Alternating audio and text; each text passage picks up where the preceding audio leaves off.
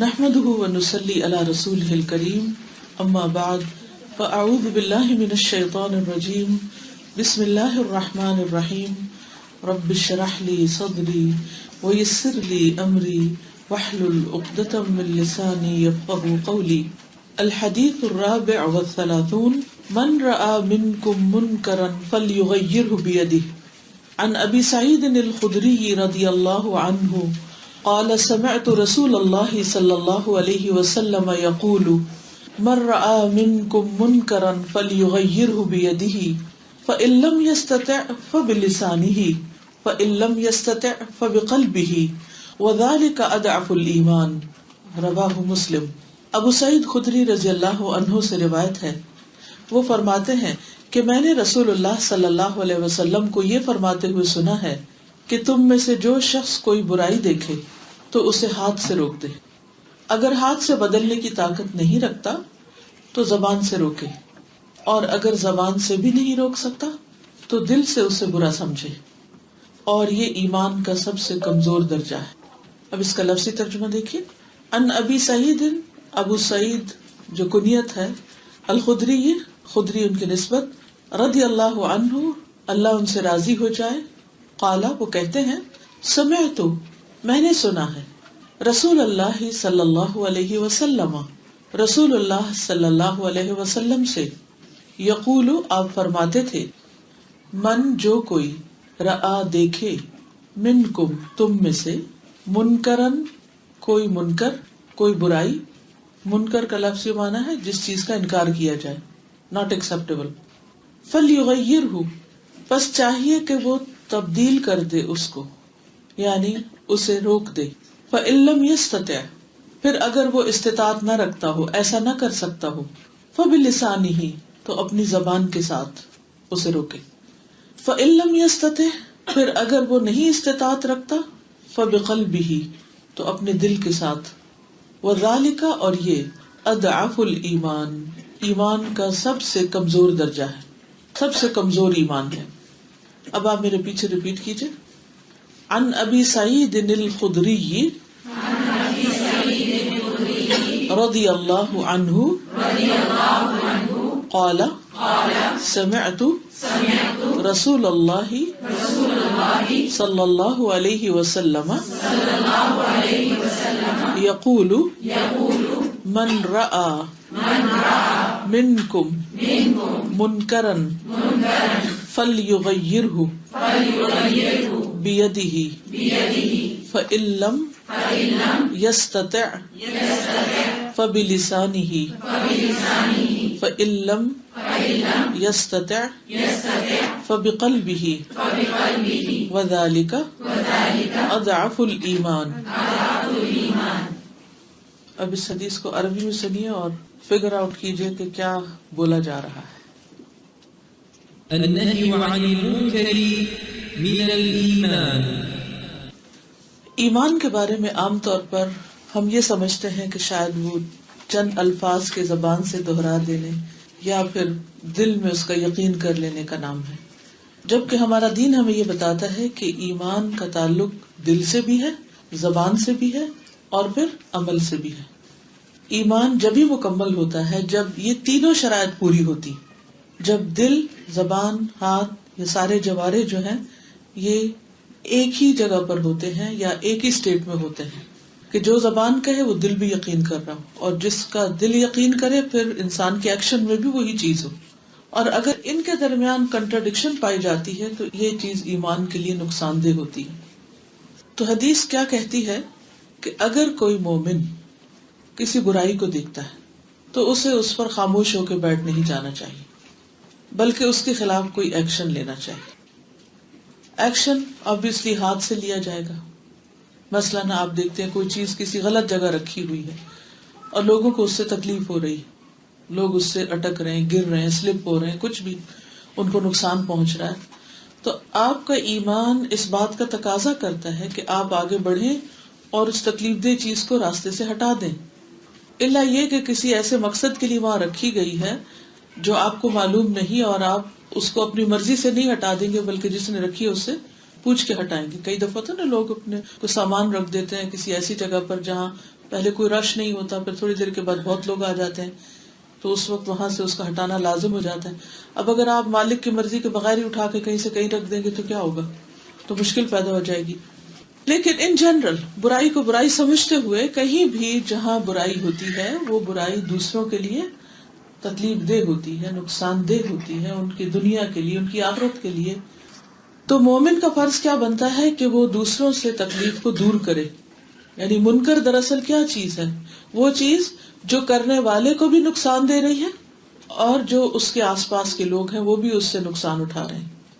وہ کسی حال میں فائدے کی نہیں، خواہ وقتی طور پر کوئی شخص اس کو اچھا ہی کیوں نہ سمجھتا ہو. تو کوئی چیز جس کا وقتی فائدہ نظر آتا ہو لیکن الٹیمیٹلی نقصان دہ ہو تو اس کو بھی ہٹا دینا چاہیے، اس کو بھی دور کرنا چاہیے. اور جو چیز وقتی طور پر اور لانگ ٹرم دونوں میں نقصان دہ اس کو تو ہر صورت میں فوراً وہاں سے ہٹا دینا چاہیے. پھر یہ کہ یہ صرف دنیاوی اعتبار سے ہی نہیں نقصان دہ بلکہ دینی اور اخروی اعتبار سے بھی نقصان دہ چیزوں کے لیے استعمال ہوتا ہے منکر کا لفظ. اور خصوصاً منکر ان برائیوں کو کہتے ہیں کہ جنہیں شریعت برا کہتی ہے اور دوسری طرف جنہیں عقل بھی برا سمجھتی ہے. تو من رآ منکم منکرن، تم میں سے جو کوئی منکر کو دیکھے، فلیغیرہ بیدہ، تو اسے چاہیے کہ اپنے ہاتھ سے روکے. فإن لم یستطع فبلسانہ، اگر ہاتھ سے نہیں روک سکتا تو زبان سے. اگر زبان سے بھی نہیں کسی کو کچھ کہہ سکتا تو دل میں تو برائی کو برا سمجھے ہی. اگر کسی دل میں برائی کے لیے نفرت نہیں تو اس دل میں گویا پھر ایمان بھی نہیں. یعنی منیمم کیا، بیر منیمم کہ جو برائی ہے اسے برا سمجھا جائے، خواہ اس کے خلاف انسان کمزور ہونے کی وجہ سے کوئی ایکشن نہ بھی لے سکے، لیکن برائی کو اچھا سمجھنا ایمان کے منافی. اب اس کے لیے یہ بھی ضروری ہے کہ آپ کو یہ پتا ہو کہ کیا برا ہے کیا اچھا ہے. اگر ہمیں خود ہی تمیز نہیں ہوگی تو ہم اس کو دور کیسے کر سکیں گے؟ کچھ چیزیں تو ایسی ہیں جو ہماری عقل ہمیں بتا دیتی ہے، چھوٹے چھوٹے بچوں کو بھی پتا ہوتا ہے کہ یہ ٹھیک نہیں، لیکن کچھ چیزیں ایسی ہیں جن کے بارے میں جاننا ضروری ہے، علم حاصل کرنا ضروری ہے. تو اگر انسان علم حاصل کر لیتا ہے، جان لیتا ہے، سمجھ لیتا ہے اور پھر اس کے بعد اس کو اپنی زندگی سے بھی نکال دیتا ہے اور دوسروں کو جب دیکھتا ہے وہی کام کرتے ہوئے تو انہیں بھی اس سے روکتا ہے، تو اس سے ایمان میں اضافہ ہوتا ہے اور ایمان بڑھتا چلا جاتا ہے یہاں تک کہ انسان کا ایمان مکمل ہو جاتا ہے. ایک اور حدیث میں جو سنن النسائی کی ہے وہ بھی ابو سعید الخدری ہی سے روایت ہے. اس میں نبی صلی اللہ علیہ وسلم نے فرمایا کہ تم میں سے جو شخص کوئی برائی دیکھے اسے اپنے ہاتھ سے روک دے تو وہ شخص بری ہو گیا، یعنی اس نے اپنی ذمہ داری پوری کر دی. اور اگر اس کی طاقت نہ ہو تو زبان سے روکے تو وہ بھی بری ہو گیا. اگر اس قدر طاقت نہ ہو تو دل سے برا سمجھے تو وہ بھی بری ہو گیا. اور یہ ایمان کا سب سے کمزور درجہ ہے، یعنی صرف دل میں برا سمجھنا. تو حدیث کے الفاظ میں سب سے پہلے آ رہا ہے من رآ، من جو کوئی بھی یعنی جو بھی کسی ایسی سچویشن میں ہے، رآ دیکھے. رآ آنکھ سے دیکھنے کے لیے استعمال ہوتا ہے کہ آپ کی اپنی آنکھ نے دیکھا کہ کوئی ایسا غلط کام ہو رہا ہے یا کوئی ایسی چیز ہے جو دوسروں کے لیے تکلیف دہ ہے. لیکن بعض اوقات ایسا ہوتا ہے کہ آپ کی آنکھ تو نہیں دیکھتی لیکن کیمرے کی آنکھ دیکھتی اور ایسی چیز کیمرے کے ذریعے آپ کے سامنے آ گئی تو وہ بھی گویا آپ نے خود دیکھا. بعض اوقات کیمرے کی آنکھ تو نہیں دیکھتی مگر کسی شخص نے دیکھا اور اس نے آپ سے بیان کیا اور وہ شخص جو بیان کر رہا ہے وہ بالکل مصدقہ سچی بات کر رہا ہے، اس کو جھوٹ نہیں بول رہا، تو وہ بھی اسی میں آ جاتا ہے. تو رآ سے مراد یہاں جس کو علم ہو گیا، جس کو پتہ چل گیا. ضروری طور پر صرف آنکھ سے دیکھنا مراد نہیں، کیونکہ ہم ہر چیز صرف آنکھ سے نہیں دیکھتے. کیا جو بھی علم ہم حاصل کرتے ہیں وہ صرف دیکھ کر حاصل ہوتا ہے یا کوئی اور بھی طریقہ ہوتا ہے؟ سن کر. ٹھیک ہے نا. تو کان اور آنکھ دونوں ہی علم کے ذرائع ہیں. تو بعض چیزیں دیکھ کر پتہ چلتی ہیں، بعض اوقات سن کر پتہ چلتی ہیں. ہاں دیکھا تو دیکھا ہوتا ہے لیکن سننے میں بعض اوقات یہ ہوتا ہے کہ جو شخص سنا رہا ہوتا ہے اس نے خود صحیح نہیں دیکھا ہوتا، اس لیے صرف سنی سنائی پر ایکشن نہیں لینا چاہیے جب تک کہ کسی بات کا یقین نہ ہو جائے. نبی صلی اللہ علیہ وسلم نے فرمایا جب زمین میں کوئی خطا اور نافرمانی کی جائے، کوئی غلط کام کیا جائے تو اس میں حاضر اور موجود شخص نے اس کو برا جانا اور اس کا انکار کیا تو وہ ایسے ہی ہے جیسے وہ اس گناہ سے غائب رہا اور دور رہا. یعنی مثلاً آپ کے سامنے کوئی کسی کو قتل کر رہا ہے، فار ایگزامپل، اللہ نہ کرے کہ ایسا سین کوئی آپ دیکھے، لیکن بعض اوقات اچانک کوئی چیز سامنے آ جاتی ہے اور اب تو ٹیلی ویژن کی اسکرین پر آپ روز ایسی چیزیں دیکھتے ہیں. تو جب کہیں کوئی ایسا ظلم ہو رہا ہو تو جس شخص نے اس کو دیکھا اور اس کو برا جانا، اس کا انکار کیا، تو وہ ایسا ہے جیسے اس نے اس گناہ کا ارتکاب نہیں کیا یا وہ اس سے دور ہے، بچا ہوا ہے. لیکن جو غائب اور دور تھا، شامل نہیں تھا، سامنے نہیں تھا، لیکن اس نافرمانی کو اس نے پسند کیا، اس نے کہا اچھا ہی ہوا ایسا ہو گیا، تو وہ ایسا تھا جیسے وہ اس میں حاضر اور موجود تھا. بعض اوقات ایسا تھا نا، خاندانوں میں سے لڑائی جھگڑے فساد ہوتے ہیں، یا کچھ خبریں آپ کو ملتی ہیں کہ مثلاً کسی ہسبینڈ نے وائف کو مارا، تو آپ نے یہ خبر سنتے ہی کیا ری ایکشن شو کیا. مثلاً اگر کوئی آپ کو یہ بتائے کہ فلاں شخص نے فلاں کو مارا ہے اور ظلم سے مارا ہے، تو آپ کے دل میں کیا خیال آنا چاہیے یا کیا آئے گا؟ تو بڑا ظلم ہے، یہ تو ٹھیک نہیں ہوا. آپ زبان سے بھی بول دیتے ہیں، آپ کا دل جو ہے وہ تکلیف میں آ جاتا ہے کہ یہ تو ٹھیک نہیں ہوا، یہ تو اچھا نہیں کیا کسی نے. چاہے جس پر ظلم ہوا وہ آپ کو کوئی رشتہ دار ہو یا نہ ہو. بعض اوقات وہ شخص آپ کا رشتہ دار نہیں ہو سکتا، لیکن ویسے کوئی جان پہچان کا. اور بعض اوقات آپ اخبار میں خبریں پڑھتے ہیں، آپ ان لوگوں کو جانتے بھی نہیں ہوتے کہ کون ہے، نہ مارنے والے کو جانتے ہیں نہ مرنے والے کو جانتے ہیں، لیکن اس فعل کے بارے میں آپ کا خیال کیا ہوتا ہے؟ کیا کہتے ہیں؟ یا تو آپ کہیں گے اچھا ہوا، یا آپ کہیں گے برا ہوا، یا آپ کہیں گے سو واٹ، میری بلا سے، مجھ پہ تو نہیں ہوا، میں تو نہیں جانتی، I have no feeling for them. کیا ہونا چاہیے؟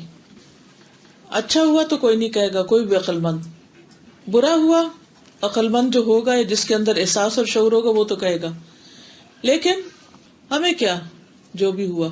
یہ ایٹیٹیوڈ کیسا ہے؟ یہ بے حس ہونے کا، بے رحم ہونے کا، کوئی بھی ری ایکشن شو نہ کرنے کا، یہ درست نہیں. کیا خیال ہے؟ یہ ٹھیک ہے؟ اب آپ کہیں گے کہ ہم تو دن میں ہزاروں خبریں ایسی پڑھتے رہتے ہیں، تو پھر ہم ہر ایک پر ری ایکشن شو کریں. میں نہیں کہتی کہ آپ اٹھ کے اسپیچ شروع کر دیں کوئی اور لوگوں کو اکٹھا کر کے نعرے لگانے شروع کر دیں، لیکن جب آپ پڑھیں تو اس کو نگیٹ کریں. آپ کا دل اس کو برا جانے کہ یہ ٹھیک نہیں ہو رہا، یہ ٹھیک نہیں ہو رہا. تو مومن باشعور انسان ہوتا ہے، وہ غلطی کے کام، گناہ کے کام، ظلم اور زیادتی کے کاموں کو دیکھ کر ان پر خاموش نہیں رہ سکتا.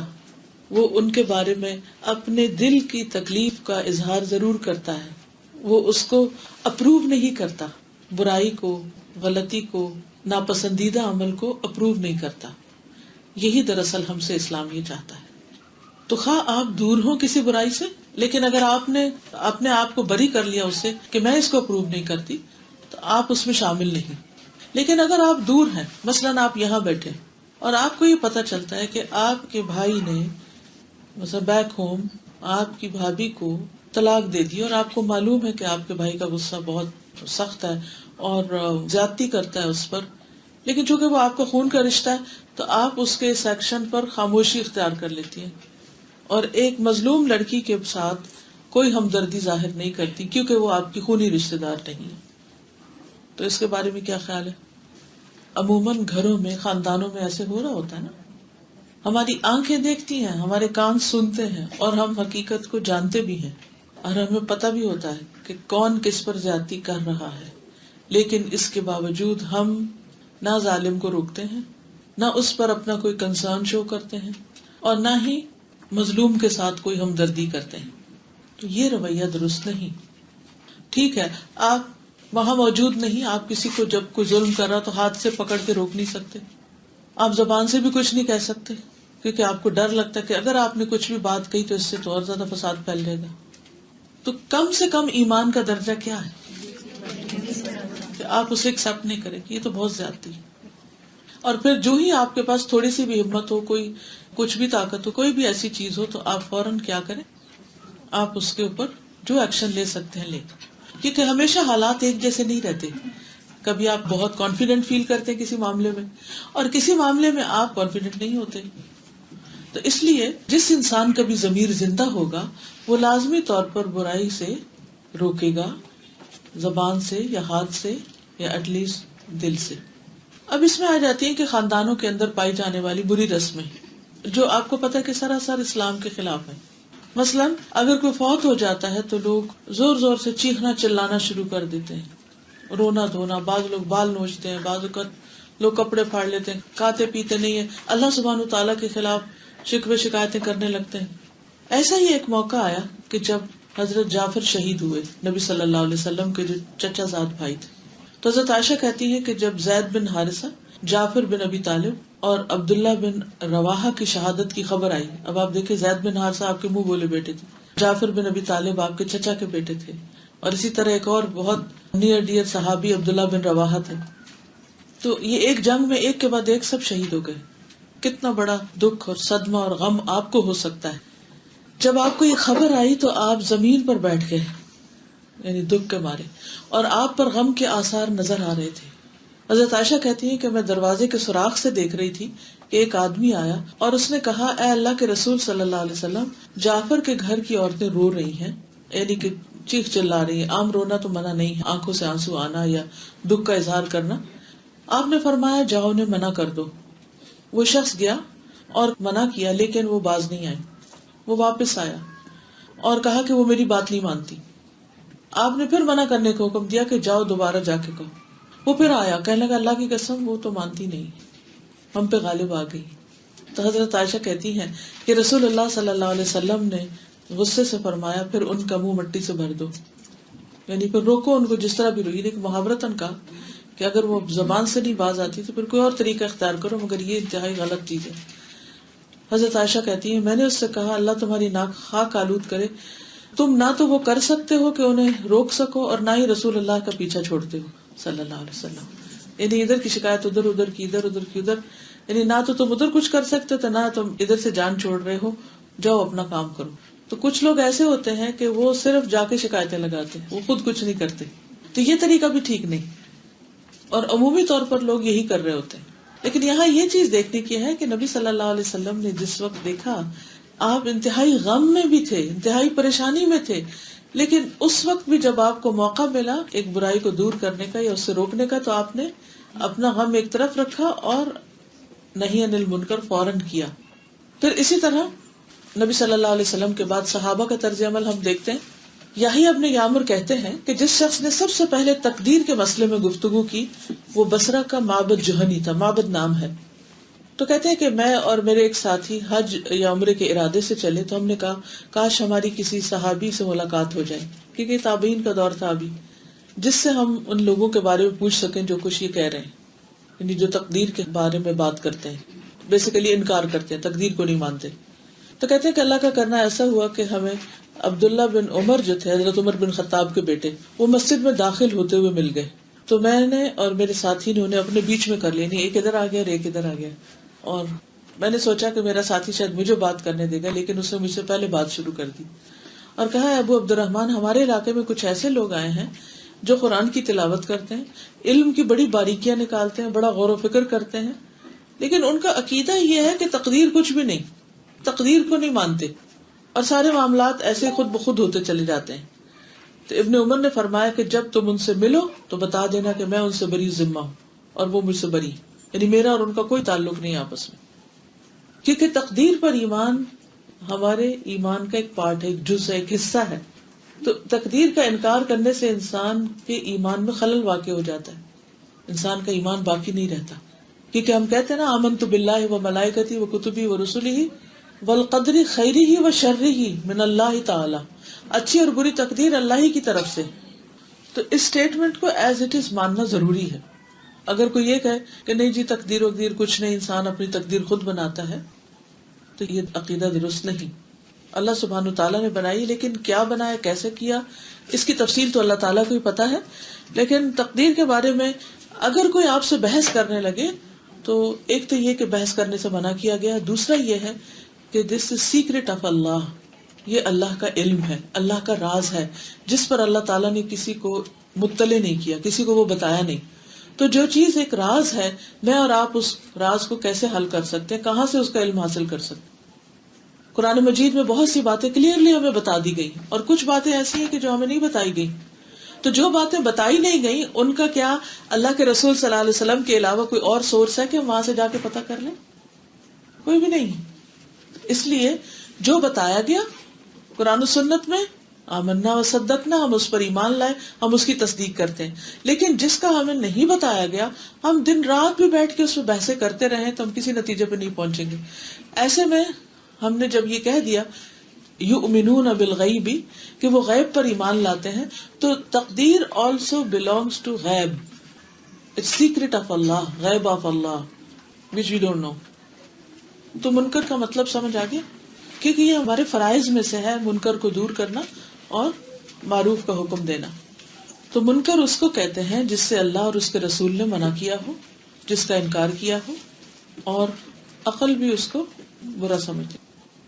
لیکن اگر ہماری عقل اس کو برا نہ سمجھتی ہو تو بھی اللہ اور اس کے رسول صلی اللہ علیہ وسلم کا کسی چیز کو ناپسند کرنا کافی ہے اس کے ناپسندیدہ ہونے کے لیے.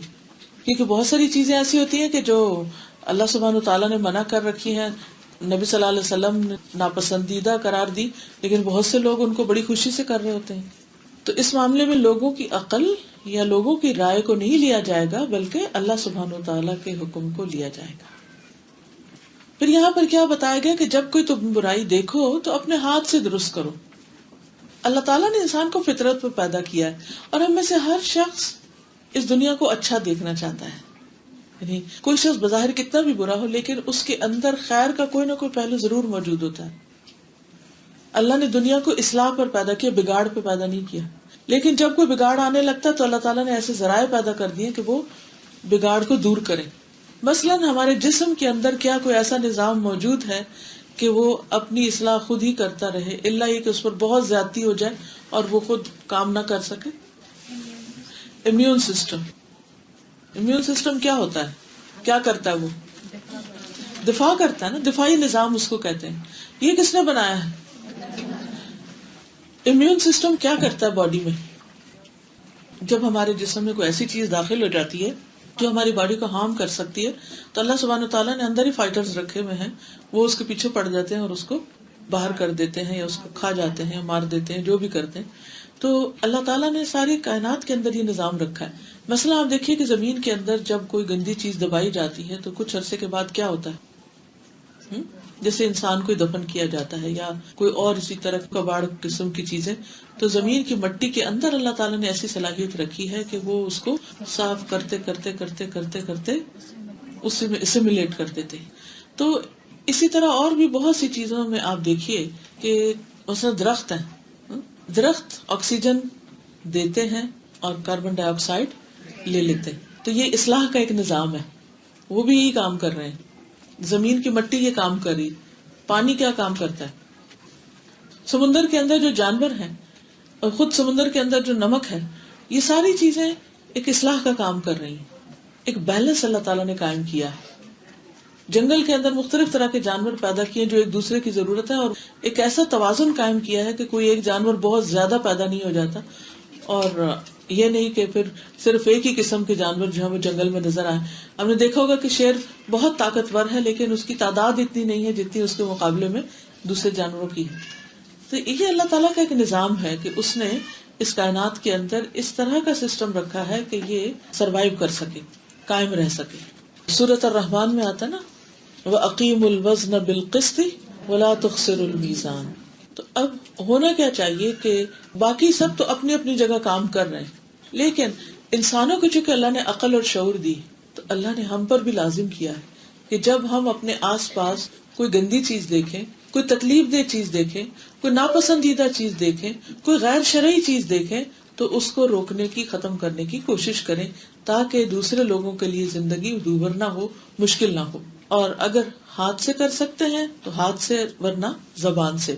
اچھا، زبان سے جب آپ کسی کو کسی برے کام سے روکتے ہیں تو اس کا یہ مطلب نہیں کہ آپ ڈانٹ ڈپٹ شروع کر دیں اور آپ جھڑکنا شروع کر دیں اور آپ دوسرے کے ساتھ ظلم اور زیادتی کرنا شروع کر دیں، ورنہ وہ مظلوم ہوگا اور آپ ظالم میں شمار ہو جائیں گے. اچھا، زبان میں تحریر بھی آتی، جو ہاتھ سے لکھی ہوئی چیز ہے یہ دونوں طرف ہوگا، ہاتھ سے روکنے میں بھی آ جائے گا اور زبان سے روکنے میں بھی، کیونکہ اس میں کچھ آپ لکھ بھی رہے ہیں اور کچھ آپ کر بھی رہے ہیں، آپ کا ہاتھ بھی استعمال ہو رہا ہے. تو کچھ چیزیں انسان کسی کو بول کے نہیں کہہ سکتا، تو ایسی صورت میں لکھ کے بتا دینا چاہیے. مثلاً آپ کے فادر آپ کے لیے بہت ریسپیکٹڈ ہے، آپ ان کی بہت ریسپیکٹ کرتے ہیں، لیکن بعض اوقات وہ بھی چونکہ انسان ہیں کوئی ایسا کام کر سکتے ہیں جس کو آپ درست نہیں سمجھتے، اور آپ میں اتنی ہمت بھی نہیں کہ آپ ان کے سامنے جا کر کہیں کہ آپ ایسا نہیں کریں یا ایسا کیوں کر رہے ہیں، پھر کیا کرنا چاہیے؟ لکھ کے دے دینا چاہیے. مثلاً آپ کی ٹیچر ہیں، وہ کوئی ایسی چیز کر رہی ہے کہ جو ٹھیک نہیں ہے، لیکن آپ کو ڈر لگتا ہے کہ اگر میں نے اپنی ٹیچر کو کچھ کہا تو وہ ناراض ہو جائیں گی، تو کیا کرنا چاہیے؟ لکھ کر دے دینا چاہیے. اور لکھا ہوا بھی کس کے برابر ہو جاتا؟ زبان سے بولے ہوئے یا ہاتھ سے کیے ہوئے کے برابر ہو جاتا ہے. ٹھیک ہے. دیکھیے 3 طرح کے لوگ ہوتے ہیں نا، کچھ ہم سے بڑے ہوتے ہیں، کچھ ہمارے برابر کے ہوتے ہیں، اور کچھ ہم سے چھوٹے ہوتے ہیں. تو جب امر بالمعروف اور نہی عن المنکر کریں تو اس کا بھی لحاظ رکھیں کہ کس کا کتنا مقام اور کتنا مرتبہ ہے. کوئی آپ سے زیادہ صاحب حیثیت ہوتا ہے، کسی کا علم زیادہ ہوتا ہے، کسی کا مال زیادہ ہوتا ہے، کسی کی عمر آپ سے زیادہ ہوتی ہے. اسی طرح کچھ لوگ جیسے آپ ہیں اسی طرح کے برابر کے ہوتے ہیں عمر، علم، مال وغیرہ میں، اور کچھ آپ سے نیچے کے ہوتے ہیں. تو ہر ایک سے اس کے حیثیت کے مطابق معاملہ کرنا چاہیے، لیکن بد اخلاقی اور بدتمیزی کہیں بھی نہیں. بلکہ امر بالمعروف اور نہی عن المنکر کی شرائط میں یہ بات بتائی گئی ہے کہ جب آپ کسی کو کسی برائی سے روکیں تو میک شور کریں کہ وہ برائی ختم ہوگی، نہ کہ اس سے بڑی برائی سامنے آ جائے گی. مثلاً آپ جانتے ہیں کہ آپ کے بھائی مثلاً زکوٰۃ نہیں دیتے، اور آپ ان کو سمجھاتے بھی رہتے ہیں، لیکن آپ ایک حد کے بعد پھر کیا کرتے ہیں؟ بتا کر خاموش ہو جاتے ہیں، کیونکہ آپ کا فرض ہے بتانا، اور اگر کوئی نہیں مانتا تو وہ اس کی اپنی ذمہ داری. اب آپ کے بتانے کا طریقہ کیا ہوگا؟ مثلاً آپ کیا کریں گی؟ سوچئے، تھوڑا سا دماغ استعمال کیجیے اور مجھے بتائیے. سب سے پہلے عمل سے جی، سب سے پہلے یہ ہے کہ اپنے عمل سے، جیسے آپ کہیں کہ جی مثلا رمضان آ گیا ہے، سب اپنی اپنی زکوٰۃ نکال لیں. اگرچہ سال پورا ہونے پر زکوٰۃ ہوتی ہے، وہ رمضان سے پہلے بھی ڈیو ہو سکتی ہے، لیکن اگر آپ ان ایڈوانس دینا چاہتے ہیں تو وہ آپ دے سکتے ہیں. اور اگر پھر بھی وہ نہ سنیں تو کیا کریں گے؟ اس چیز کا احساس دلائیں کہ جو ہے دیکھو مجھے دیکھ رہے ہو کہ میں زکوٰۃ نکالتا ہوں، میری منی میں کمی نہیں آئی ہے، کیونکہ یہ ریزن بہت ہوتا ہے ہمارا کہ ہم نکال دیں گے تو ہمارے پیسے کم ہو جائیں گے. جی ہاں، شاباش، اچھی مثال ہے. اس میں آپ یہ بھی کر سکتے ہیں کہ آپ نے مثلا ساری فیملی کی اکٹھی کرتے ہیں زکوٰۃ. بعض خاندان ایسے ہوتے ہیں نا، ساری خاندان کی اکٹھی کر لیتے ہیں اور پھر خاندان ہی کے غریب لوگوں میں تقسیم کر دیتے ہیں. بعض برادریز، فیملیز اس طرح کی ہوتی، یا پھر اکٹھے کسی پروجیکٹ کو آپ اسپانسر کر رہے ہوتے ہیں تو سب مل کے.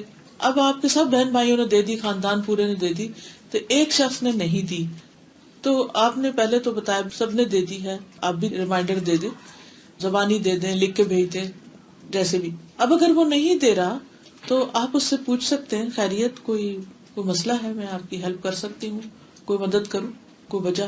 پہلے وجہ معلوم کریں، کیونکہ بعض اوقات تو یہ بھی ہو سکتا ہے اس نے کہیں اور دے رکھی ہو اور ہم خود سے ایزیوم کر کے بیٹھ جائیں کہ دیکھو یہ نہیں دیتا. کئی دفعہ ایسے بھی ہوتا ہے نا کہ ایک انسان نے ایک کام کر لیا ہوتا ہے ڈفرینٹ طریقے سے اور ہمیں پتہ نہیں ہوتا. تو بدگمانی کرنے سے پہلے ہمیشہ دوسرے سے پوچھ لیں، کسی کے اوپر کوئی الزام لگانے سے پہلے اس سے کلیریفیکیشن لے لیں، یہ بات مجھے اس طرح پتہ چلی ہے، اس کی حقیقت کیا ہے. ٹھیک ہے، اوکے. جب وہ کہے کہ نہیں میرے پاس ہے نہیں پیسے، تو پھر آپ کیا کریں گے؟ What is the next step? زکوٰۃ تو اسی کے اپنے مال میں سے نکلے گی. ہم اس کو طریقہ بتائیں گے کہ کس طرح تم، مثلاً کچھ خواتین کے پاس زیور ہوتا ہے لیکن وہ نکالتی نہیں اس میں سے، کیا کہتی ہیں؟ ہمارے شوہر ہمیں پیسے نہیں دیتے. حالانکہ اس کا زکوٰۃ کا شوہر کے ساتھ کوئی تعلق نہیں ہے. وہ دے دے تو بہت اچھا ہے، لیکن زکوٰۃ تو آپ کے اوپر ہے، شوہر پہ تو نہیں ہے، اس کی ذمہ داری تو نہیں دینا. ہاں اگر وہ دینا چاہے تو بہت خوشی سے دے اور ادا بھی ہو جائے گی، ورنہ تو آپ کو خود ہی دینی پڑے گی. تو اس کو بتایا جائے کہ دیکھو اس میں سے وہ بالیاں نکال دو، یا سیٹ نکال دو، یا کوئی انگوٹھی نکال دو، یا کچھ بھی، اسی میں سے کم کر لو. دوسروں کی ہیلپ کی جائے گی تو اس کو مدد دے دیں. ٹھیک ہے. پھر اس کے بعد نیکسٹ اسٹیپ، پھر بھی نہیں اگر وہ مانتا یا مانتی، پھر کیا کریں گے؟ بھابھی سے تعلق اچھا رکھے تو بھابھی کے ذریعے بھائی کو منوایا جا سکتا ہے. ہاں، وہ کہتی ہیں ڈائریکٹ بھائی سے بات نہ کریں، بھابھی سے اچھے تعلقات قائم کر کے ان کے ذریعے بات کروائیں.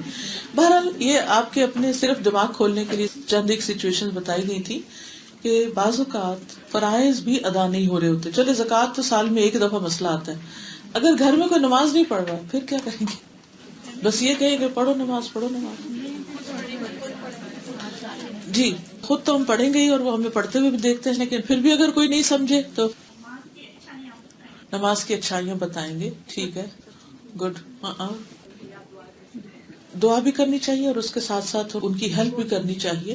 مثلا یہ دیکھنا چاہیے کہ وہ کیوں نہیں کر پا رہے. اگین پھر why are they enable to do it. کیا لیک آف نالج ہے, لیک آف موٹیویشن ہے, ان کو مشکل لگتا ہے کہ واٹس دا پرابلم. کیونکہ دیکھیے کوئی بھی پرابلم جب تک آپ کو پتہ نہیں ہوگا آپ اس کو فکس نہیں کر سکتے. کیونکہ اگر پرابلم جانے بغیر آپ نے فکسنگ شروع کر دی تو ہو سکتا ہے پہلے سے بھی زیادہ بڑا پرابلم لے آئیں. جی شابش. یعنی کہ آپ ڈائریکٹ نماز ہی سے نہیں شروع کریں, ڈائریکٹ زکوٰۃ سے نہیں شروع کریں. نبی صلی اللہ علیہ وسلم نے جو بہت خوبصورت ایک جگہ پر طریقہ ہمیں بتایا ہے گریجول پروگریشن کا, کہ سب سے پہلے اللہ کی توحید, اللہ کی پہچان, اللہ کی محبت, اللہ تعالیٰ کے انعامات کا ذکر کہ کتنا کچھ اس نے ہمیں دے رکھا ہے. جب کوئی شخص یہ مان جائے نا کہ اللہ ہم پہ بڑا ہی مہربان ہے, تو پھر وہ کسی کو کہنا نہیں پڑے گا, وہ خود ہی جھک جائے گا کہ اچھا ایسا رب, اس کے آگے تو جھک ہی جانا چاہیے. پھر نماز مشکل نہیں لگی. نماز اس وقت مشکل لگتی ہے جب ہمیں اللہ تعالیٰ کے احسانات یاد نہیں ہوتے, اس کی قدرتیں یاد نہیں, اس کی طاقت یاد نہیں, اس کی بڑائی کا ہمارے دل میں احساس نہیں, تبھی نہیں جھکتے نا. جس کو ہم اپنے سے بڑا مانتے ہیں تو اس کے آگے تو ہم خود ہی سرنڈر کر جاتے ہیں. تو اس کے لیے اللہ سبحانہ تعالیٰ کی پہچان, اور اللہ کی پہچان اللہ کے ناموں کے ذریعے ہوتی ہے. اس کے ذریعے کہ وہ ہے کون اس کو بھی جانے, اور اس نے کیا کچھ کیا اس کو بھی جانے, اور دل میں محبت ڈالے. چاہے چھوٹے بچے ہوں یا بڑے ہوں, اللہ کی محبت دلوں میں ڈالیں تو انشاءاللہ پھر ان کے لیے آسان ہوگا. پھر اسی طرح اس میں ایک طریقہ جہاں سے بات شروع ہوئی تھی وہ لکھ کر دینے کا ہے. آپ خود بھی لکھ کے دے سکتے ہیں اور اچھی کتابیں جو ہیں وہ بھی دے سکتے ہیں. ای میل کر سکتے ہیں, خط لکھ کے دے سکتے ہیں, کوئی اچھا سا نوٹ دے سکتے ہیں, کوئی اچھا لیکچر سنوا سکتے ہیں, کوئی بک دے سکتے ہیں, کوئی بھی ایسا طریقہ کہ جس سے دوسرے کو بات سمجھ میں آ جائے اور اس کا عمل بدل جائے. جی ہم بات کرتے ہیں تو دوسرا لیکن پسند ہی نہیں کرتے, وہ کہتا ہے میری نماز ہے مجھے پتا ہے. لیکن اگر آپ نہیں پڑھیں گے تو ہم پہ بھی اثر پڑے گا, ہمارا بھی دل کسی دن پھر یہی چاہے گا کہ ہم بھی نہ پڑھیں. وہ کہیں گے ہمیں کیا فرق پڑتا ہے. یہ بہت ایکسٹریم کیسز ہوتے ہیں کہ جب کوئی اتنا ہی سخت مزاج ہو یا ڈھیٹ ہو یا کچھ, جب وہ تو پھر ٹائرنٹ تو ہر جگہ ہوتے ہیں, پھر ان کا معاملہ الگ ہے. لیکن یہ ہے کہ عام حالات میں جیسے چھوٹے بچے ہیں یا آپ جن کے ساتھ آپ کی ڈیلنگ ہے, کیونکہ اگر کوئی شخص اللہ کا حق نہیں دیتا, جیسے نماز ہی کی بات ہے, اگر کوئی اللہ کا حق ہی نہیں دیتا تو پھر وہ کسی اور کا حق بھی کیا دے گا.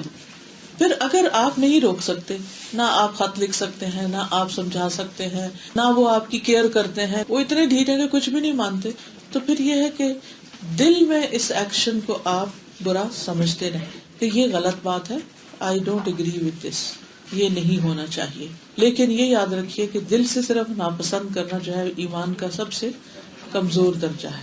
اب اس میں دیکھیے کہ خود نبی صلی اللہ علیہ وسلم نے کن کن مواقع پر کسی منکر کو روکا. حضرت عائشہ کہتی ہیں کہ نبی صلی اللہ علیہ وسلم گھر میں تشریف لائے, گھر میں ایک پردہ لٹکا ہوا تھا جس پر تصویریں بنی ہوئی تھی. دیکھ کر آپ کا رنگ بدل گیا, پھر آپ نے پردہ پکڑا اور اس کو پھاڑ دیا. آپ نے فرمایا قیامت کے دن ان لوگوں پر سب سے زیادہ عذاب ہوگا جو یہ صورتیں بناتے ہیں. یعنی آپ نے ان تصویروں کو گھر میں لٹکا رہنے کو پسند نہیں کیا. ویسے بھی آپ جانتے کہ رحمت کے فرشتے نہیں آتے, تو جہاں رحمت ہی نہ آئے تو وہاں پھر اور کیا فائدے ہوگی. حضرت عائشہ سے مروی ہے کہ رسول اللہ صلی اللہ علیہ وسلم اپنے گھر میں کوئی ایسا کپڑا نہیں چھوڑتے تھے جس پر صلیب کا نشان بنا ہو, کراس بنی ہوئی, یہاں تک کہ اسے ختم کر دیتے. پھر اسی طرح کوئی بھی ایسی چیز جس سے عبادت میں خلل آئے. ابن عباس عبداللہ بن حارث کو انہوں نے دیکھا کہ پیچھے انہوں نے بالوں کو جوڑا بنایا ہوا, رول کر کر کے, اور اسی حالت میں وہ نماز پڑھ رہے ہیں. تو انہوں نے دیکھا تو نماز کے اندر ہی کھولنا شروع کر دیا. تو جب وہ نماز سے فارغ ہوئے, وہ عبداللہ بن عباس کی طرف متوجہ ہوئے اور کہا تم نے میرا سر کیوں چھیڑا؟ تو انہوں نے کہا کہ میں نے رسول اللہ صلی اللہ علیہ وسلم کو فرماتے ہوئے سنا ہے کہ اس طرح جوڑا باندھ کر نماز پڑھنے کی مثال ایسی ہے جیسے کوئی مشقیں باندھے نماز ادا کر رہا. مشقیں ہوتی ہیں نا وہ جو کس دیتے ہیں جس میں قیدیوں کو. تو اصولی طور پر نماز کے اندر انسان کا لباس, انسان کی تمام چیزیں اس طرح ہونی چاہیے کہ جس سے خشوع میں خلل نہ پڑے. ورنہ ایسا کہ مثلا اگر آپ نے وہ ٹائٹ کر کے کوئی چیز پہنی ہوئی ہے اور آپ کا سارا دھیان اس طرف ہے, یا کوئی پیچھے چیز باندھی ہوئی ہے, یہ سر کے اوپر کوئی بوجھ اٹھایا ہوا ہے, یا آپ کے کپڑے ایسے ہیں مثلا بہت بھاری قسم کا کوٹ پہن کے آپ نماز پڑھ رہے ہیں, تو اس سے کیا ہوگا؟ نہ آپ کا رکوع ٹھیک ہوگا, نہ سجدہ ٹھیک ہوگا, آپ ریلیکس ہی نہیں ہوگے, آپ کو وہ سکون ہی نہیں ملے گا, اور نماز پڑھی نہ پڑھی برابر ہو جائے گی. پھر اسی طرح ایک موقع پر آپ صلی اللہ علیہ وسلم نے مسجد میں گندگی کا نشان دیکھا جس کو آپ نے خود اپنے ہاتھ سے صاف کیا. بعض اوقات پبلک پلیسز ایسی ہوتی ہیں، پبلک پلیسز کے علاوہ جو عبادت گاہیں ہیں ان کی صفائی ستھرائی، ان کو سجانا، ان کو خوبصورت رکھنا، یہ ایمان کا ایک حصہ ہے۔ جابر کہتے ہیں کہ ایک دفعہ نبی صلی اللہ علیہ وسلم ہماری مسجد میں تشریف لائے، اس حال میں کہ آپ کے ہاتھ میں ایک لکڑی سی پکڑی ہوئی تھی جیسے لاٹھی سی ہوتی ہے۔ تو آپ نے مسجد کی قبلہ رخ والی دیوار، جدھر یعنی کہ رخ کر کے نماز پڑھتے، وہاں پر دیوار کے اوپر ناک کی کچھ ریزش لگی ہوئی دیکھی، یعنی جیسے کسی نے ناک صاف کر کے اس میں مل دیا ہو یا کچھ ایسی کوئی چیز لگا دی۔ تو آپ نے خود اپنے ہاتھ مبارک سے لکڑی کے ساتھ اس چیز کو، اس جگہ کو صاف کیا، پھر ہماری طرف متوجہ ہو کے فرمایا، تم میں سے کون اس بات کو پسند کرتا ہے کہ اللہ تعالیٰ اس سے منہ پھیر لے؟ راوی کہتے ہیں کہ ہم گھبرا گئے۔ آپ نے پھر فرمایا، تم میں سے کون یہ پسند کرتا ہے کہ اللہ تعالیٰ اس سے روگردانی کر لے؟ تو ہم نے عرض کیا، اے اللہ کے رسول صلی اللہ علیہ وسلم، ہم میں سے کوئی بھی نہیں چاہتا کہ اللہ تعالیٰ اس کی طرف توجہ نہ فرمائے، اس کی طرف رحمت نہ بھیجے اور اس سے منہ موڑ لے۔ تو آپ نے فرمایا کہ تم میں سے جو بھی آدمی جب کوئی نماز پڑھنے کے لیے کھڑا ہوتا ہے تو اللہ تعالیٰ اس کے سامنے ہوتا ہے۔ کبھی محسوس کیا آپ نے اس کو؟ اس لیے جب ہم نماز میں کھڑے ہوتے ہیں نا، تو ایسا نہیں کہ ایک ٹانگ پہ کھڑے ہو جائیں، ہل جل کرتے رہیں، وہ کبھی ادھر سے کھینچ کبھی ادھر سے کھینچ، نہیں، آپ سوچیں کہ میں کس کے سامنے کھڑی ہوں۔ اور یہ صحیح مسلم کی روایت ہے کہ جب تم میں سے کوئی نماز میں کھڑا ہوتا ہے تو اللہ تعالیٰ اس کے سامنے ہوتا ہے، لہٰذا تم میں سے کوئی بھی اپنے منہ کے سامنے نہ تھوکے، نماز میں اپنے منہ کے سامنے نہیں تھوکے، بلکہ اپنے بائیں طرف اپنے پاؤں کے نیچے، کیونکہ اس زمانے میں صفیں یا کارپیٹس نہیں ہوتے تھے، لوگ مٹی کے اوپر جیسے کھڑے ہوئے ہوتے تھے۔ اور اگر تھوک نہ رکے تو کپڑا لے لے اور اس کو اس طرح کرے، آپ نے کپڑے کو لپیٹ کر اور اسے مسل کر دکھایا، جیسے آپ ٹیشو لیتے نا، تو ٹیشو لے کر اس سے آپ ناک کو صاف کر لیتے ہیں، زکام ہے یا کچھ بھی ہے تو آپ نے اسی طرح کپڑے سے صاف کرنا سکھایا کہ اس طرح اپنے کپڑے کے اندر مسل دے۔ پھر فرمایا کوئی خوشبو لاؤ، تو قبیلہ ہی کا ایک نوجوان کھڑا ہوا، دوڑتا ہوا اپنے گھر گیا اور وہاں سے اپنی ہتھیلی پر کچھ خوشبو لگا کے لے آیا۔ رسول اللہ صلی اللہ علیہ وسلم وہ خوشبو لکڑی کی نوک پہ لگائی اور پھر اسے اسی جگہ اچھی طرح لگا دیا جہاں پر وہ ناک لگا ہوا تھا۔ تو یہ بھی منکر کو دور کرنے کا ایک طریقہ ہے۔ تو اس سے ہمیں کیا سبق ملتا ہے؟ ہمیں کیا کرنا چاہیے؟ صفائی کا خیال رکھیں۔ گھر میں اگر آپ نے نماز کا کوئی کارنر بنایا ہوا ہے تو اس کو بھی مکمل طور پر صاف ہونا چاہیے۔ اگر آپ کسی مسجد میں جا رہے ہیں تو بھی صاف ہونا چاہیے۔ لیکن بعض اوقات آپ نے دیکھا ہوگا وہاں بچے وغیرہ ہوتے ہیں، یا کچھ نہ کچھ پھینک دیتے ہیں، کوئی کھانے کی چیز پھینک دیتے ہیں، کوئی بسکٹ کے یا چپس کے کرمس وغیرہ پھینک دیتے ہیں۔ ایسی صورت میں کیا کہنا چاہیے کہ اچھا وہ کلینر آئیں گے تو وہ پھر صاف کر لیں گے۔ اور یہ جو 3 انسٹنکٹس بیان ہوئے کتنے سیکوینس میں ہیں کہ امیڈیٹلی سب سے پہلا رسپانس ہاتھ سے ہوتا ہے، اس کے بعد زبان سے، تو رسول اللہ صلی اللہ علیہ وسلم نے سب سے پہلے خود ہی اپروچ کیا۔ اور آپ نے یہ بھی نہیں کیا کہ کسی اور سے کہے کہ اچھا دیکھو تم آ کے ذرا صاف کر دو، بلکہ خود کیا، امت کو نمونہ بن کے دکھایا۔ اور کیا کرنا چاہیے؟ ہاں جی سامنے میرا سوال تھا کہ بعض دفعہ اس طرح سے ہوتا ہے کہ فیس بک پہ جب آپ بچوں کی وال پہ دیکھ رہے ہو تو وہ ڈفرینٹ لوگوں نے تصویریں اس طرح کی لائک کی ہوئی ہوتی ہیں۔ اب جب وہ بچوں کے سامنے ذکر کیا جائے اس طرح سے کہ دیکھو یہ غلط طریقہ ہے، میری بیٹی مجھ سے کہتی ہے کہ مما یہ بیک بائٹنگ ہے۔ دیکھیے، بیک بائٹنگ اس وقت ہوتی ہے جب کسی کا نام لے کر کوئی بات کی جائے۔ اگر جنرلی آپ کوئی بات کر رہے ہیں کہ مثلاً میں اگر یہ کہوں کہ جیسے یہ پوسٹر ہے تو یہ اس طرح نہیں لگانا چاہیے، اس کو پیچھے پوری طرح فکس ہونا چاہیے۔ اب آپ کو کیا پتا کس نے لگایا اور مجھے کیا پتا کس نے لگایا، میں تو جنرلی ایک بات سمجھا رہی ہوں کہ کوئی چیز اس طرح نہیں اس طرح لگانی چاہیے، just general teaching, general lesson. لیکن اگر میں یہ کہوں کہ یہ کسی رابعہ نے لگائی ہے اور رابعہ کو ایسا نہیں کرنا چاہیے اور رابعہ کو لگانا نہیں آتا، تو یہ کیا ہے؟ یہ رابعہ کی بیک بائٹنگ ہو جائے گی۔ ٹھیک ہے، تو نام نہیں لیں، جنرل بات کریں کہ یہ چیز ایسے نہیں ایسے ہونی چاہیے۔ چلیے، لیکن پھر آغاز وہاں سے نہ کریں، آغاز توحید سے، ایمان سے اور بنیادی چیزوں سے، اور وہ کرتے کرتے پھر ان تمام چیزوں کی طرف آنا چاہیے۔ اور یہاں تو طہارت کی بات ہے۔ اب مثلا نیکسٹ ٹائم اگر آپ کسی مسجد میں جاتے ہیں اور وہاں دیکھتے ہیں کہ لوگ ٹیشو پھینک کے چلے گئے، کیا کرنا چاہیے؟ اٹھا لینا چاہیے۔ پھر اس کے بعد کیا کرنا چاہیے؟ کبھی کبھی مسجد کو خوشبو بھی لگانی چاہیے، ٹھیک ہے نا، سجدے کی جگہوں پر، دیواروں کے آس پاس، تاکہ لوگوں کی عبادت میں ایک خشوع آئے۔ کیونکہ بعض اوقات آپ نے دیکھا ہوگا کئی لوگ صاف پاؤں سے، کئی گندے پاؤں سے، کئی لوگوں کے موزے گندے ہوتے ہیں، سارے گھر میں لے کے اس کو پھرتے ہیں، اسی میں جوتا پہن کے آ جاتے ہیں اور کوئی مسجد میں بھی ویسے ہی چلے جاتے ہیں تو گندے ہو جاتے ہیں۔ کبھی کبھی کیا کرنا چاہیے کہ کارپیٹس کے اوپر کوئی ایسی چیز سے اس کو صاف کر دینا چاہیے اگر آپ ریگولر وزٹرز ہیں یا کچھ بھی. لیکن کبھی یہ نہ ہو کہ اللہ کا گھر ہمارے گھر سے صاف نہ ہو. اللہ کا گھر ہمارے اپنے گھر سے زیادہ صاف نظر آنا چاہیے. اور ان لوگوں کے ایمان کی گواہی دی گئی ہے جو مسجدوں کی کیئر کرتے ہیں. اگر آپ عبادت کے لیے جا رہے ہیں، نماز کے لیے، جمعہ کے لیے، یا ویسے جا رہے ہیں تراویح کے لیے یا پڑھنے کے لیے آ رہے ہیں، اسی لیے ہم نے یہ یونیفارم اسی لیے رکھا تھا تاکہ مجبور ہوں کہ چینج کر کے ہی آنا ہے. لیکن پھر بھی کچھ لوگ نہیں اس کا اہتمام کرتے. تو اگر آپ سمجھتے ہیں کہ آپ کو عبادت کے لیے نکلنا ہے یا کسی بھی کام، آپ کسی بھی آفس میں جاتے ہیں، تو گھر سے نکلنے کے لیے اپنا ڈریس چینج کر لیں. کتنی دیر لگتی؟ ظاہر ہے گھر میں آپ کو کام کرنا ہے، کھانا بھی پکانا ہے، وہ خوشبو تو آنی ہی آنی ہے، لیکن چینج کرنے میں ہارڈلی کتنا ٹائم لگتا ہے؟ کچھ بھی نہیں. یہ صرف عادت ہوتی ہے. جن لوگوں کو عادت ہوتی ہے صاف ستھرا رہنے کی، ان کے لیے کچھ مشکل نہیں. پھر اسی طرح نبی صلی اللہ علیہ وسلم نے ایک موقع پر جب آپ حج پہ جا رہے تھے تو آپ کے پیچھے حضرت فضل سوار تھے. تو اتنے میں ایک عورت آئی اور وہ آپ سے کوئی مسئلہ پوچھنے لگی. تو وہ عورت جو تھی وہ فضل ینگ ہینڈسم اسمارٹ تھے اس وقت، ان کی طرف دیکھنے لگی اور وہ ان کی طرف دیکھنے لگے. تو آپ صلی اللہ علیہ وسلم دیکھا کہ یہ کیا ہو رہا ہے، تو آپ نے ہاتھ سے حضرت فضل کا رخ دوسری طرف پھیر دیا. تو حضرت عباس نے عرض کیا، اللہ کے رسول صلی اللہ علیہ وسلم آپ نے اپنے چچا زاد کی گردن کیوں پھیر دی ہے؟ آپ نے فرمایا، میں نے نوجوان مرد اور نوجوان عورت کو دیکھا تو میں ان پر شیطان سے بے خوف نہیں ہوا کہ شیطان ان کے دل میں کوئی ایسی بات ڈال دے گا اور یہ خواہ مخواہ کی ایک بے چینی اور پریشانی شروع ہو جائے گی جس کا حاصل کچھ نہیں. تو اس لیے بہتر ہے کہ ابتدا سے ہی اس شر کو روک دیا جائے. پھر اسی طرح ایک اور موقع پر ابن عباس سے روایت ہے کہ رسول اللہ صلی اللہ علیہ وسلم نے ایک مرد کے ہاتھ میں سونے کی انگوٹھی دیکھی تو آپ نے اس کے ہاتھ سے وہ انگوٹھی اتار دی اور پھینک دی. تو آپ نے فرمایا، تم میں سے کوئی شخص آگ کے انگارے اپنے ہاتھ میں لینا چاہتا ہے تو وہ سونے کی انگوٹھی پہن لیتا ہے. یعنی مرد کے لیے سونے کی انگوٹھی پہننا منع ہے. اس شخص سے رسول اللہ صلی اللہ علیہ وسلم کے جانے کے بعد کہا گیا کہ اپنی انگوٹھی اٹھا لو اور اس سے کوئی اور فائدہ اٹھا لو، بیچ دو اس کو، یہ کچھ کرو. اس نے کہا کہ جس کو حضور صلی اللہ علیہ وسلم نے پھینک دیا میں اس کو کبھی بھی نہیں اٹھاؤں گا.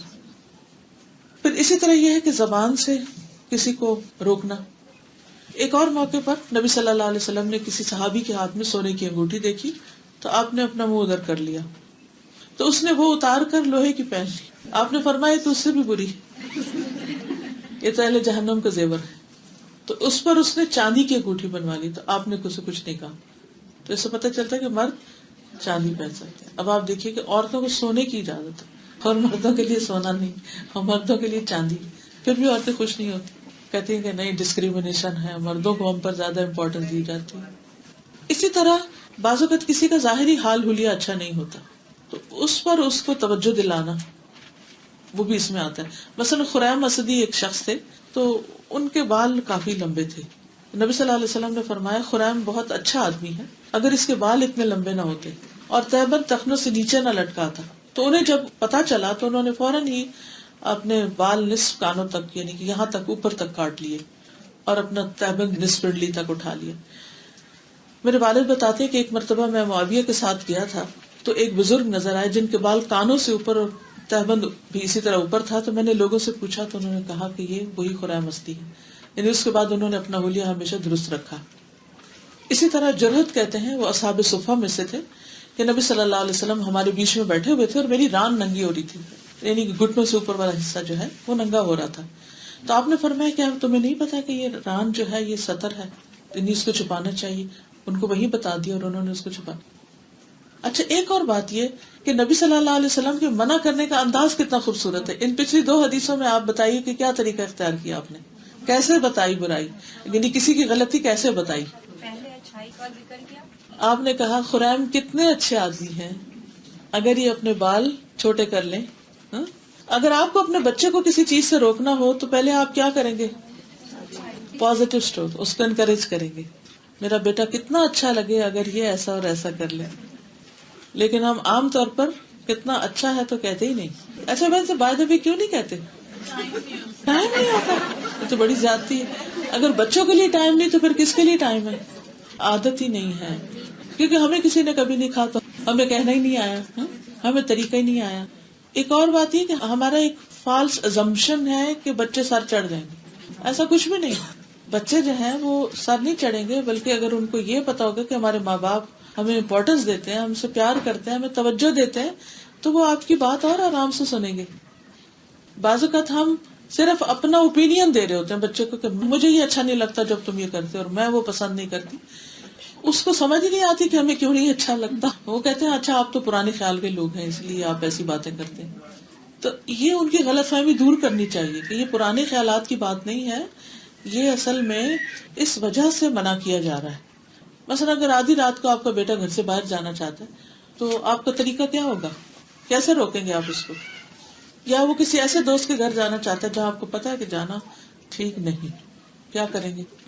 ہم وجہ پوچھیں گے کہ وہ لڑکا رات کو کیوں جانا چاہتا ہے. شاباش، ٹھیک اور ہے. دوسری بات یہ ہے کہ اگر پھر ہم سوچیں گے کہ کوئی ایمرجنسی نہیں ہے تو پھر ہم کہیں گے کہ 3-4 گھنٹے ہیں فجر میں صبح کا بہترین ناشتہ بناؤں، تم اس کو یہاں پہ فجر کے بعد بلا لو، ماں آ جائے تو میری بھی دوستی ہو جائے. صحیح، بہت اچھا. اصل میں جو بات نرمی سے کر لی جائے اور دلیل سے کر لی جائے اس کا اثر کچھ اور ہوتا ہے بجائے اس کے کہ صرف اپنی فرسٹریشن ظاہر کی جائے.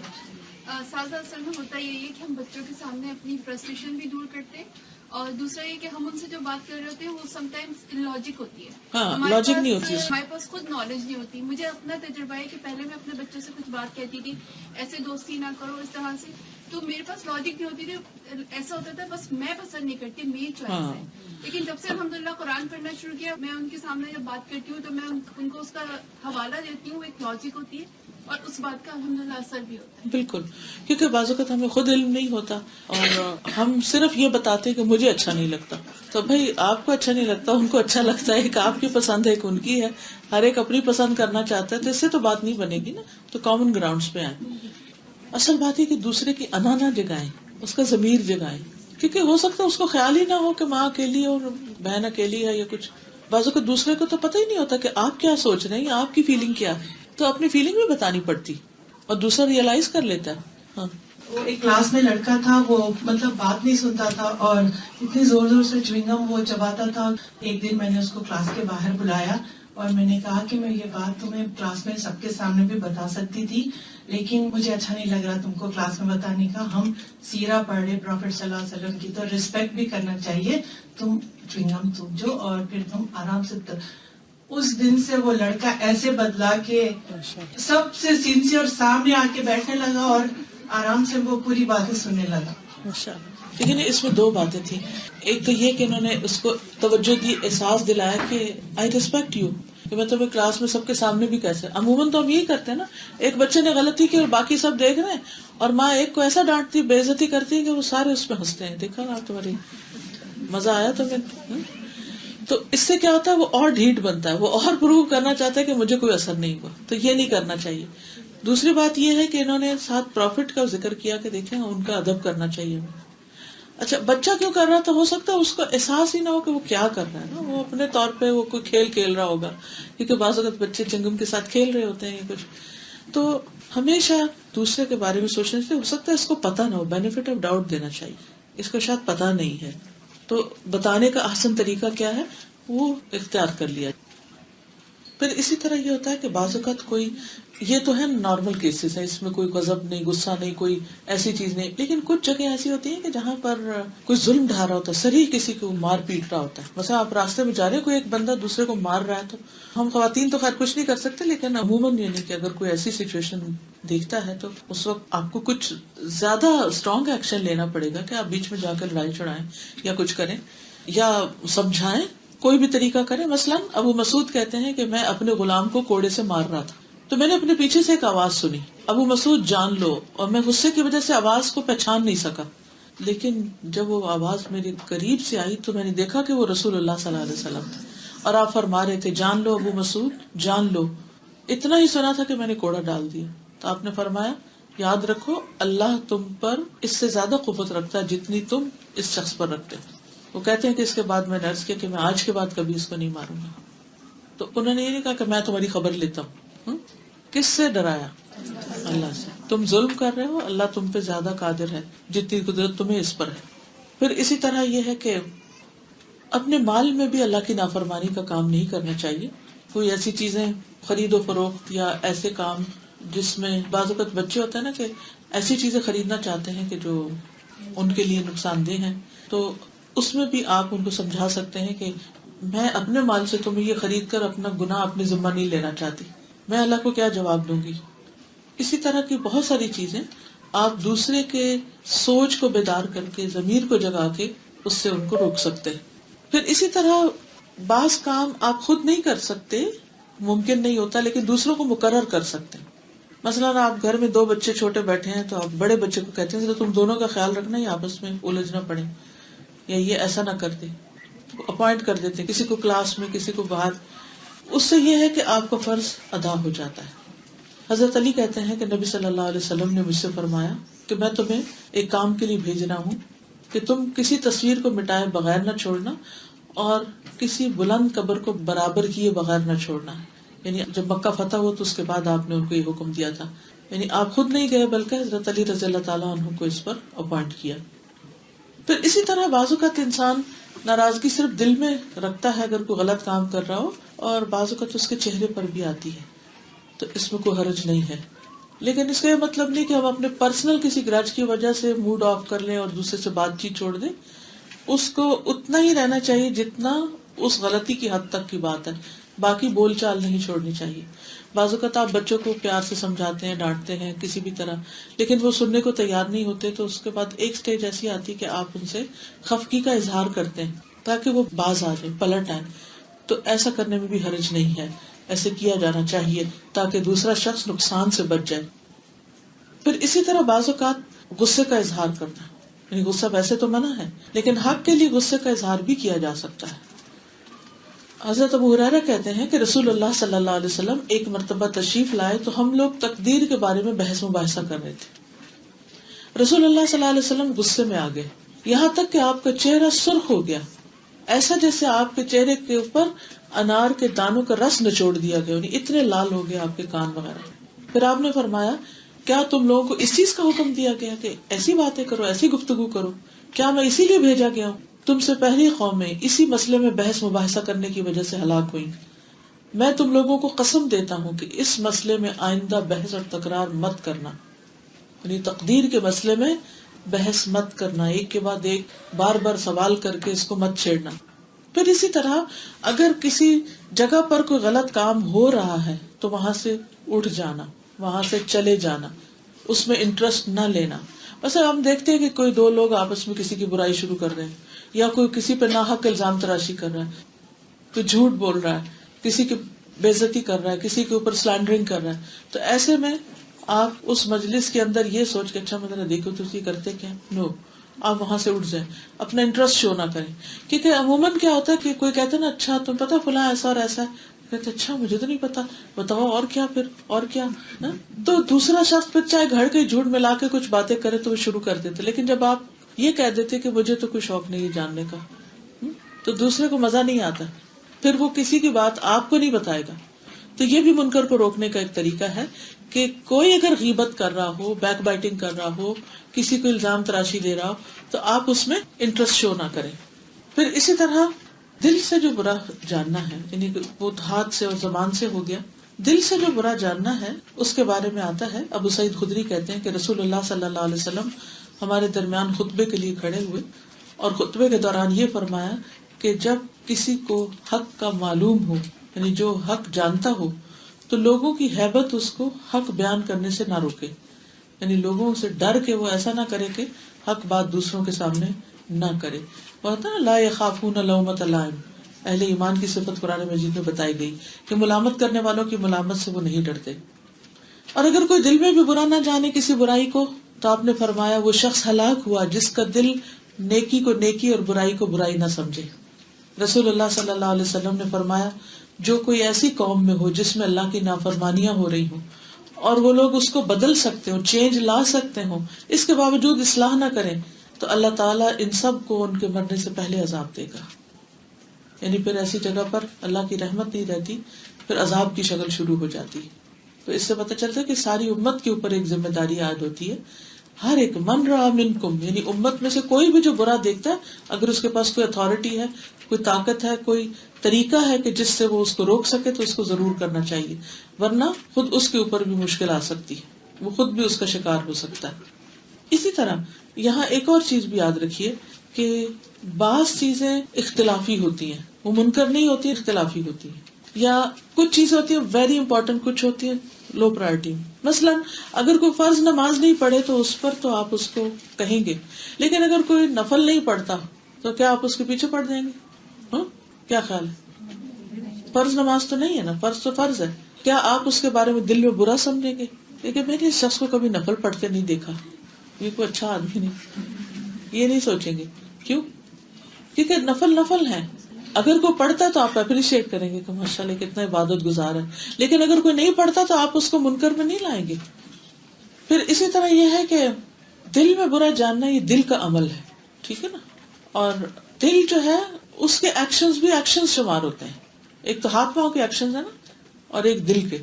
اور دل کا سب سے بہترین ایکشن کیا ہے؟ اللہ سے محبت رکھنا اور اللہ تعالیٰ کو ہر چیز سے زیادہ امپورٹنٹ سمجھنا. پھر اسی طرح 3 درجے اور ہیں عمومی طور پر برائیوں کو ختم کرنے کے.